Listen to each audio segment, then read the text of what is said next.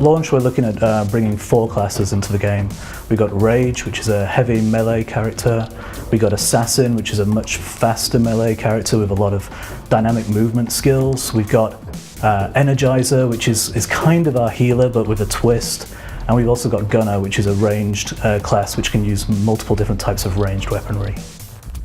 Gunner is our main ranged DPS guy. He uses guns primarily, but also uses bows, crossbows, weapons like that. He's got some brilliant skills for really controlling the environment, really controlling his target so that he can really maximize the damage he's doing.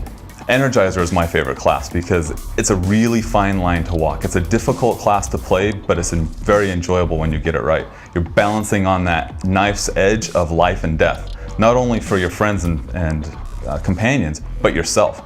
I'm doing damage to myself to heal my buddies. They are there to assist teammates, boosting them with powers or healing them, but they do fight.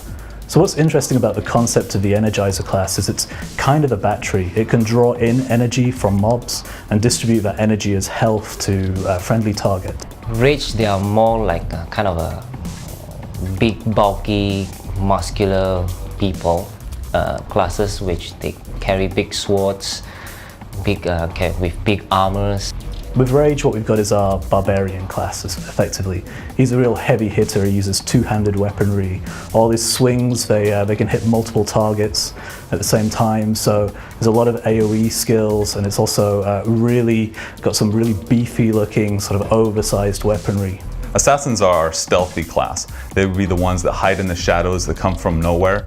One of the key things about that class as well is mobility, the ability to get to targets quickly, almost teleport to targets to begin attacks. They can also stealth. It's the only class in the game that has stealth and can attack coming out of stealth as well. So in designing these classes, we really wanted players that choose one of these 4 classes to really work together, and we designed them in such a way that they really complement each other.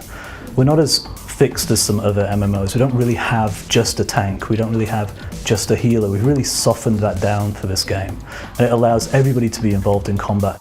One of the main things that's different about the combat system in Otherland is that we don't limit players to a class-specific weapon.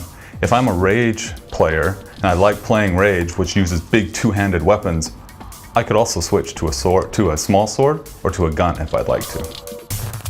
A lot of the skills are actually found on the weapon.